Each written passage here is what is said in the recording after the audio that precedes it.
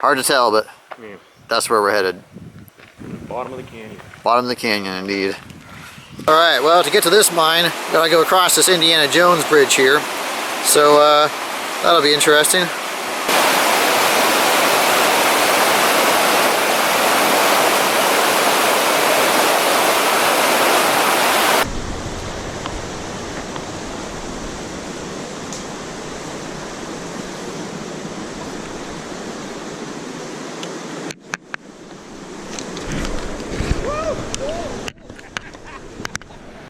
Alright, coming up on the mine now. See some ore carts there. There's the portal.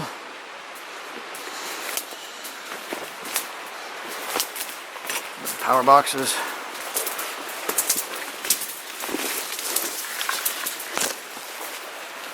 That would have been pumping a lot of air in, huh? So that, I'm assuming the carts run out to the mill? Yep. Which must be back that way. When we were mining in the 90s, they were going for high grades. Ah, okay. So this, when they were mining in the 1990s, it wasn't going to the mill. Now in the 1890s, good clarification, in the 1900s, it was coming out and going to the mill. Got it. This was all put in the 1990s. Okay. Yeah.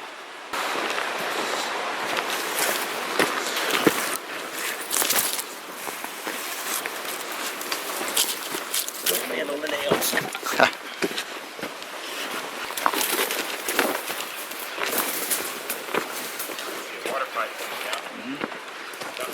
Big pile of quartz right there. Yep. That's a skip. Oh, there's a skip, yeah.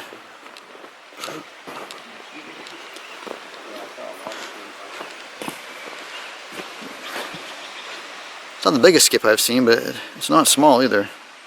So that big pile of quartz is right there, and you can't really see it from here, but there's a pipe up there, probably 2-foot diameter pipe, that was carrying water down to the mill, which is down this trail here. Might want to use trail in quotation marks, but it's down there. Alright, we were just sliding down the hill there. Fortunately there's a rope, and you see we've come down to the mill area here, which is, even just that rock wall there is impressive. Very, very cool. So as you saw, it was pretty steep getting over here, and the old timers weren't stupid, and so they put in a tramway. And you can see the big wheel down there, like you would see at a ski resort or something.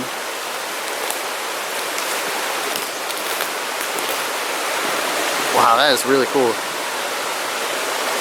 Nice spot on the creek, it's pretty. You can see it's still got some of the cable there even. Wow, that is really cool. See the teeth in that? You just noticed something? Sure. What did you notice? Well, you brought it down to pieces, right? Yeah. Well, how do you know you put it back together properly? Look at this.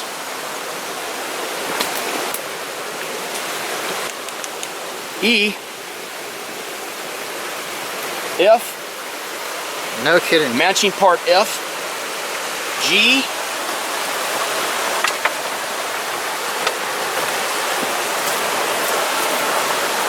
And H. So they would match the outside. See its section. There's a section, there's a section. Yeah, you're right. And they would put it together. So there's no instruction manual, and it's right there. Oh, look at that. Okay, A and A. And I would imagine then B, C, D, C, D, E, F, G, H. Yeah. And it was all bolted and clamped together. Now that's one piece, but it's then bolted to this piece. Yeah, yeah. So it came down in, you know, the parts kit. Not made in China. So that big wheel is right there, and wanted to show you where that was in relation to the mill we were just checking out. See that stone wall actually keeps going over there. See some more bits and pieces of equipment over there. Those ornate work cart wheels, and the building and such is just right there. So, what this did was, as the water came down, it turned the Pelton wheel. And which is unique here is the Pelton wheel then turned a big generator over here. And the generator then powered the transformers. They didn't send the power anywhere else. They didn't send the power into the mine. It stayed right here. Then, so completely self-contained. Completely self-contained. Then everything was electrically generated. There are 2 air compressors in there, in that building. There was an air compressor building and a workshop, blacksmith shop over here. And then there were the electric motors controlled everything. So the compressors, that was actually, there's a grinding wheel. There was a grinder over there. There is a drill sharpener, resharpener over there. And you'll see electric motors like right behind it. There's an electric motor there. There's an electric motor up on the hill. And they kept the power right here. And everything, instead of using a Pelton wheel to turn all the equipment, like most of the mines that have hydro, will use Pelton wheels to turn everything. Their stamp mills, their crushers. And for some reason, they decided to go electric. And I don't know, interesting. It is interesting. It's really interesting. So that's the compressor, and then this was like their tool room. And you'll see the ash and everything from the blacksmith. Oh, cool. And then the transformer station was there in that tin building. Up there? Okay. Okay. And then, which you haven't seen yet, you have to get up there, is back there is the 2 stamp bases. Oh, up in there? Top. Okay. And the jaw crusher. Oh, cool. It was processed right there along these walls. And then all the work was done down here. Interesting. You know, workshop. And good stuff.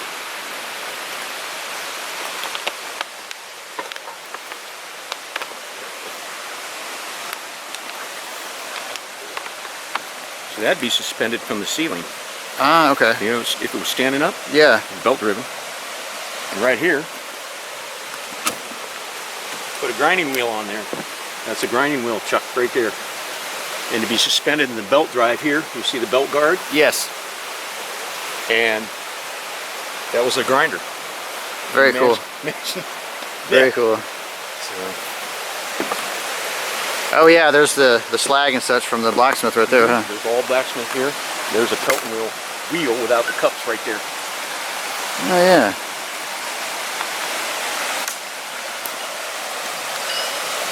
Huh. Down there.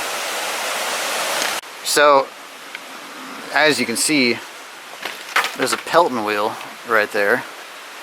And this is actually the first Pelton wheel ever used. That's the very first one right there.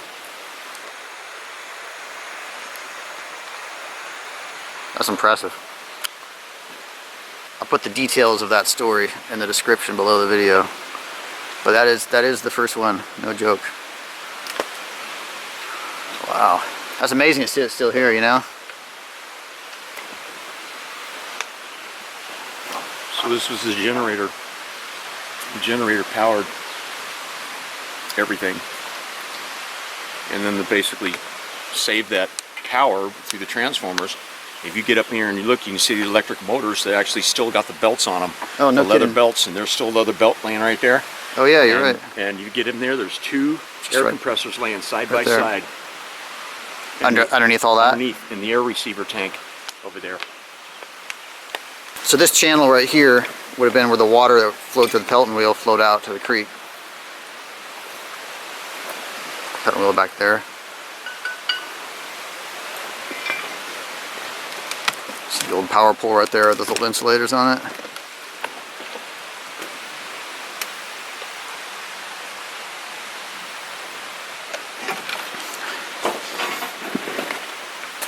Man, there's so much stuff on the ground.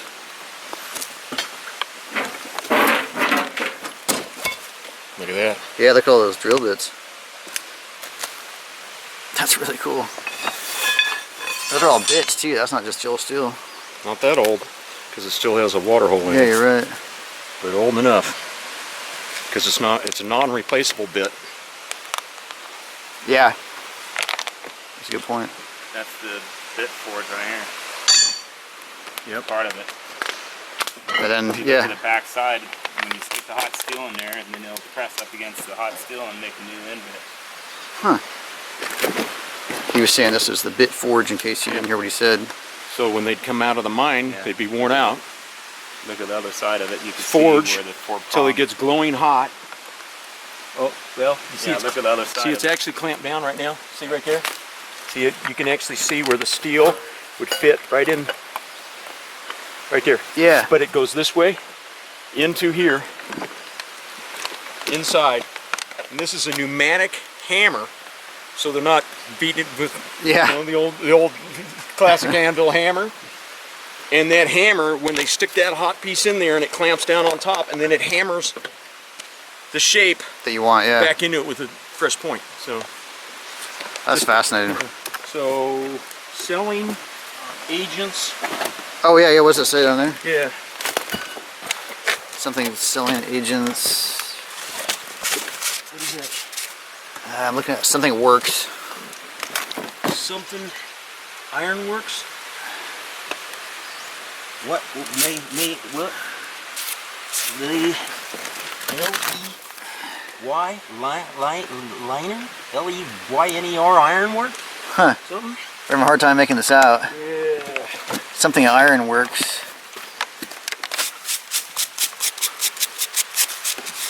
Oh, it's an Ingersoll Rand. Oh, is it really? Look. Oh yeah, you're right. Ingersoll Rand Company. Selling agents. Huh. That's unusual. So- Machine. Maybe? No. It's really hard to Something tell. Machine Works? Yeah, it's hard to tell. Wow, Ingersoll Rand. So we're poking around here, and the guys just noticed that, oops, get the light going here. Under there is a grinder. You see it still has the belt attached even. It is protected by this tin on top of it. All kinds of treasures underneath here. Another view of the ruins here. But down in there, you see that huge flywheel there for the air compressor. See the belt? Yeah, Still on there. belt's still on there. Right there, you can see. And just hose or belt in front of me here. Maybe hose. Yeah, looks like it might be hose. That's a big wheel, man. Wow.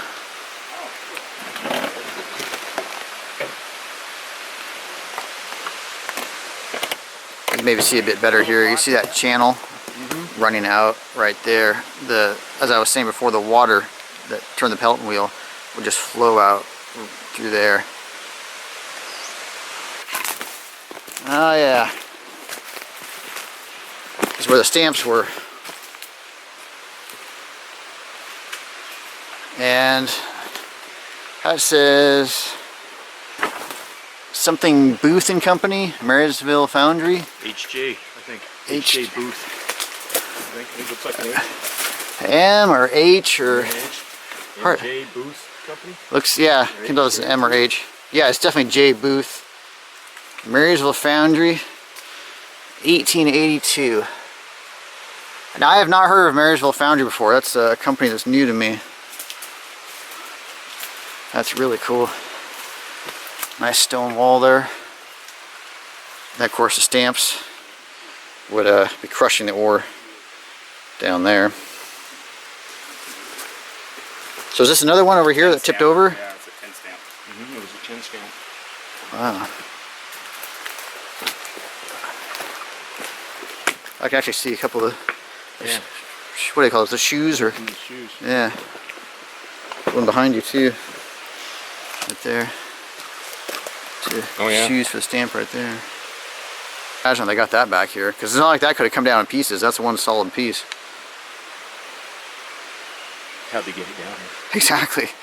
Yeah, it's just unreal to imagine that. Another big wheel over there. Oh, and then the pipe that we were talking about earlier. You see that pipe running right down there, and that would have had a ton of pressure on the flywheel. I mean not the flywheel, on the Pelton wheel. That would have dumped a ton of pressure down there.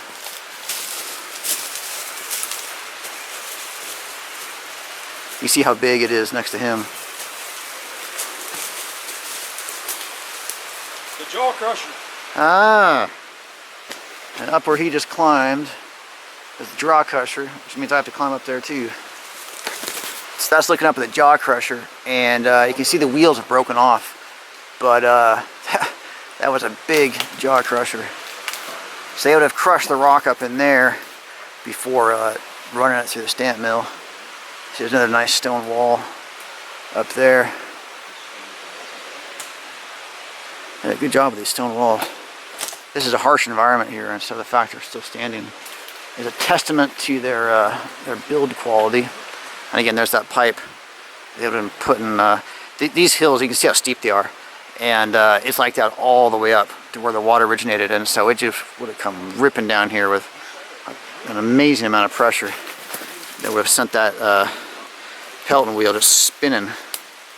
Another view down on all the ruins here. We're gonna go over there and up there, and then take a peek down, and we'll check out the building right there. Keep seeing interesting stuff along the way.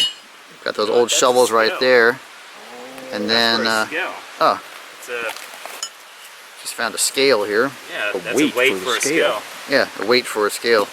Yeah, measure all the gold. Makes sense, yeah. Measure the gold. Oh man, an axe head. Yeah, that's old axe head. Wow. Is that hand forged? It look like? It could be. Hand forged axe head. Wow. Oh yeah. Lots of treasures down here. And speaking of which, just looking in here,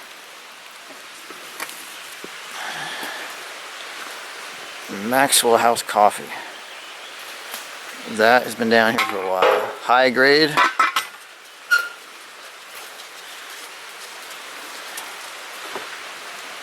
I can't read all that, but that's been down here a while. Protected under here.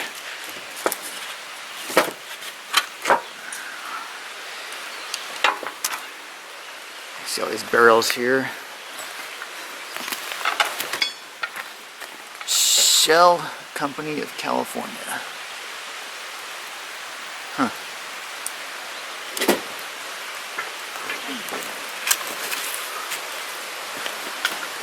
So there's that very first Pelton wheel again there for perspective. See a large electric motor right there. Early days on that one. And then let's see what's up here. So at his own risk. Allegheny Rainbow Mines Company. That's a neat old sign. Yeah. Employees only for something. Yeah. Employees only admitted to this mine. To this mine. Any person entering upon property of the company does so at his own risk. Allegheny Rainbow Mines Company. That's very fair. I accept, you can accept the risk. Yeah. Well, actually, we got both our bases covered because we're with employees and we're accepting the risk.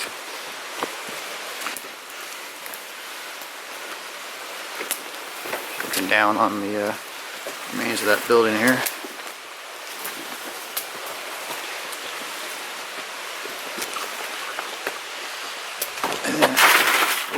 Coming here and looking down, you can see those twin flywheels right there. And oh wow, right in front of me here too is a huge flywheel. That's a beast. And then keep seeing more stuff. If you lean over here, look at that huge riveted tank right there. It still has all the valves and such attached. That is awesome. See, it runs, it's a big one, it runs all the way up, well, to where the roof used to be there. The electric motor would drive right there. There was an electric motor on each side, driving each one. And, well, see, that was just got dual flywheels. And one side of the flywheel is actually used for the belt. There you go, good view. Don't know what brand they are, because I don't want to jump down there and find out what they are. I don't blame you. Yeah, but I mean, get a load of that tank. Yeah, that tank is really awesome. All riveted steel, and they ran both. See, that one's got a valve going into it, and then that one's valved over there on the left going into it. Right, right. Yeah. We were just looking over there, and you see there's more stuff here.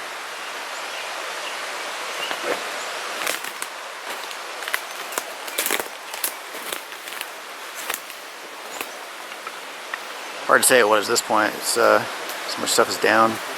It's could have been bunkhouse, more workshops. Hard to say. I was just shooting up there, those ruins right there, and wanted to take a closer look inside this building. And we were just talking about it, and we can't really figure out what this was for sure because there's just no evidence left. You don't see a sign of any mattresses or anything that would suggest, or box springs that would suggest it had been a bunkhouse, but there's also not really anything to suggest that it wasn't. So we just don't know. I mean, that's a much more modern mattress. That's not what they would have used it for originally here. There it is. They did have a stovepipe. Okay, yeah. He just pointed out that there's a stovepipe right there. So yeah, Noticed it outside. This may well have been a bunkhouse. Could have been. Keep you guys warm. Because I mean, it's a steep hike to get here. So the guys would not have wanted to leave. Panning around the interior. You see is some more. That's all modern stuff. That's not connected to the original building. Looks like a wetsuit right there. Maybe doing some dredging down here. So we're just looking in the door there, and looking up the roof here. You can see that stovepipe pretty clearly coming out right there. So obviously the basement seen some better days. Let's see what else is over here. Wow, those are big flywheels. Those are enormous flywheels.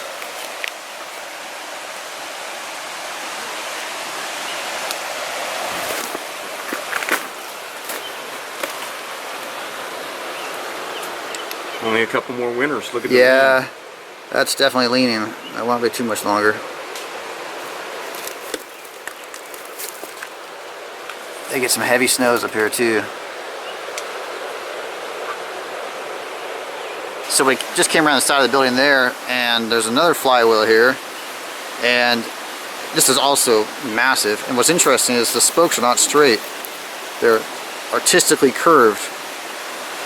You were saying this had to have been cast. Yeah. Cast, yeah. So that's a work of art.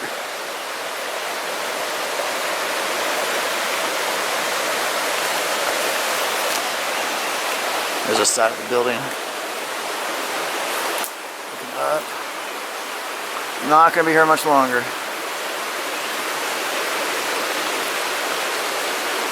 Poked around these ruins some more. Just keep finding cool stuff. Wheel right there. Part of a stamp right there. This is part of a really early drill, they were saying. This is cool. And then there's a cupboard built in a stone wall there. I'm not sure what that was. I was just standing there a moment ago. And there's that drill for perspective. But then when you come beneath roof level, look how much stuff is back here. Ornate ore cart wheels. Can't even tell what that equipment is right there. But there's just a ton of stuff under here. These buildings are just completely full of equipment when the roofs came down on these. It would be nice to see it when they are more accessible, but it's cool even just seeing this stuff, because as you well know, a lot of this stuff disappears. Look at the top of this drill. You see the manufacturer's plate right there. oh my goodness. hard to make much out, but there you can see February 10th, 18 something.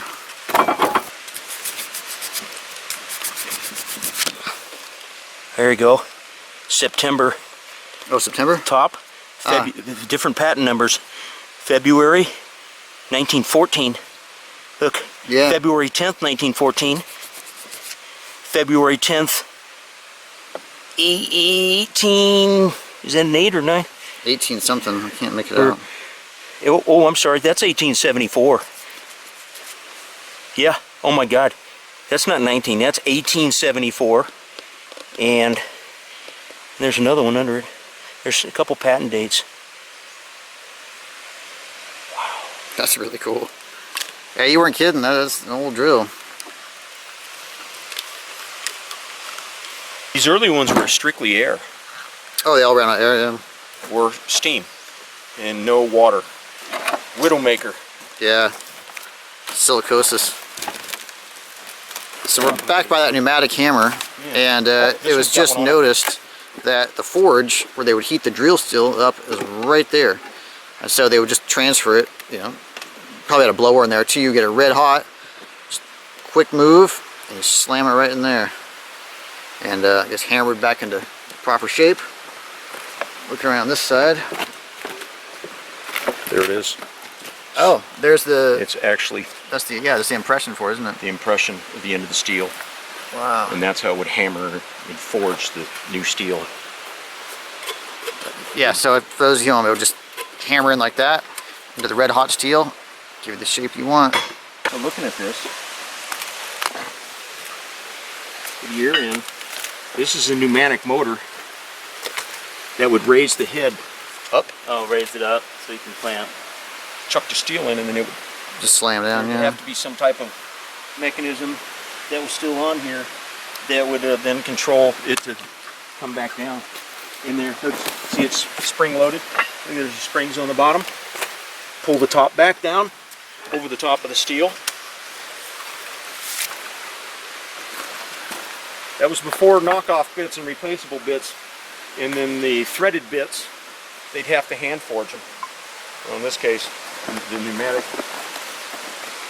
That pneumatic hammer is right there, and we're just looking at some of the drill bits sitting around here, and I noticed this piece of wood here with these various size holes in it, and we realized that this is a drill bit holder.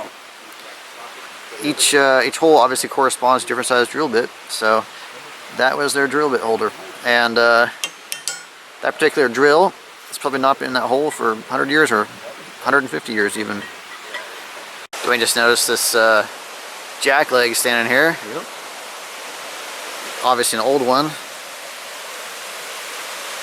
And the old timers would stick bars in here.